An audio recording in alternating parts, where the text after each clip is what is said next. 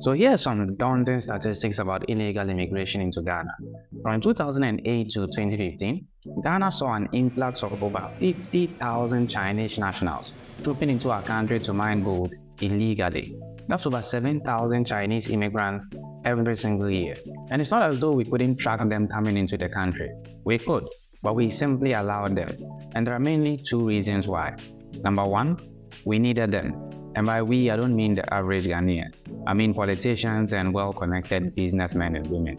See, in the early 2000s, Chinese miners were in high demand in Ghana because of their efficient and inexpensive way of carrying out mining operations, which was exactly what we needed, because spending less on mining operations meant more profits for mine owners. According to a document I have here by the International Organization for Migration, most Chinese miners come from a place in China called Jiangling County, located in Guangxi Zhuang Autonomous Region. Chinese is hard, guys.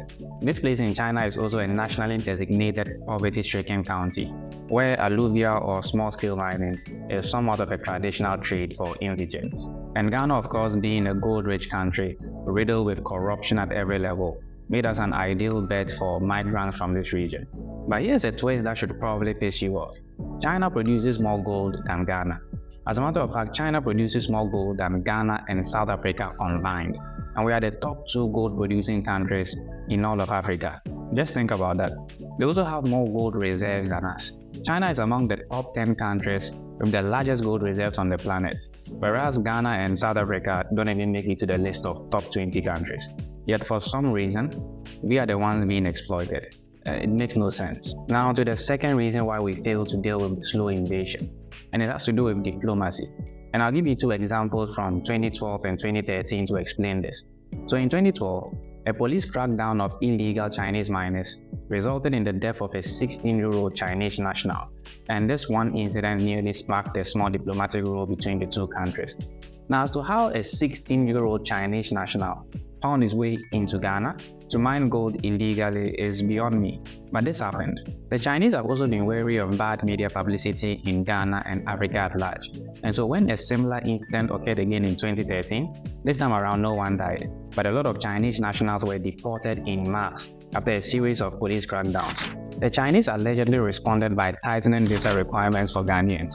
The government of Ghana also found it difficult accessing a $3 billion loan facility from the Chinese Development Bank. It goes without saying, but our government has since been very measured in the way they respond to issues concerning Chinese nationals. Just recall the Aisha 1 incident that started sometime in 2017. The Chinese embassy had to eventually issue a response after speculations that her recent prosecution could strain China-Ghana relations, even though she engaged in illegal mining in the country. And I follow, because I was accompanied President Akufo-Addo to Beijing. He even mentioned this. When he met our president last time in 2018, our president said to himself that if any Chinese committed any illegal things here in Ghana, you do according to your law. We support you do according to your law.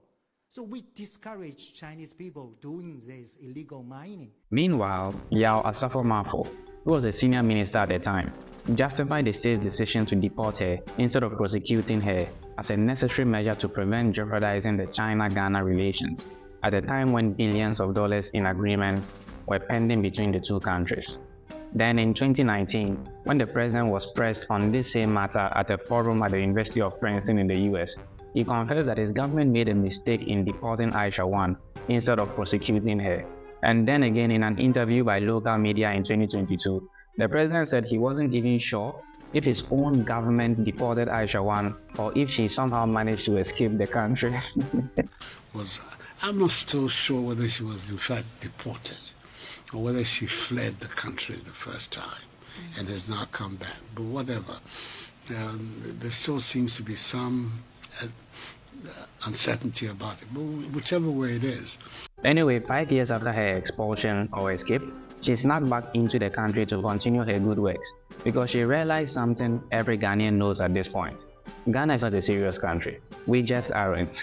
As of 2022, only 2 Chinese nationals have been sentenced and imprisoned here in Ghana, out of the tens of thousands of them that have broken our laws. And mind you, Small-scale mining is reserved exclusively for Ghanaians under our constitution, and so no Nigerians allowed, no Ivorians allowed, no Togolese allowed, and certainly no Chinese allowed. But for some reason, only 2 Chinese have faced proper punishment for breaking said law. It's quite telling of the inner workings of our laws. And now even ordinary Ghanaians are conducting citizens' arrests, to the shame of law enforcement agencies. It's almost as though the government doesn't give a rat's ass about the issue. So we can't really blame the Chinese. The bad actors here are our politicians. The Chinese are merely tools in this game of greed and exploitation.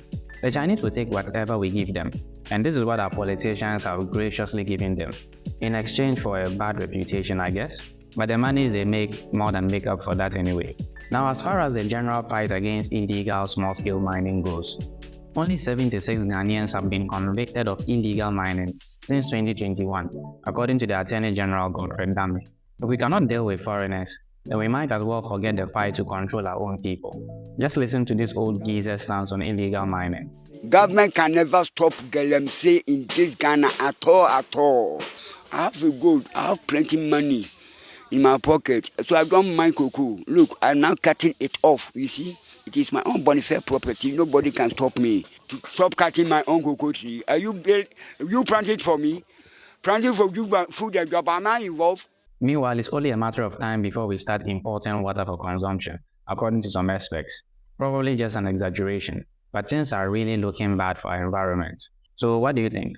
Do you trust any government to ever show proper working as far as the fight against illegal mining is concerned?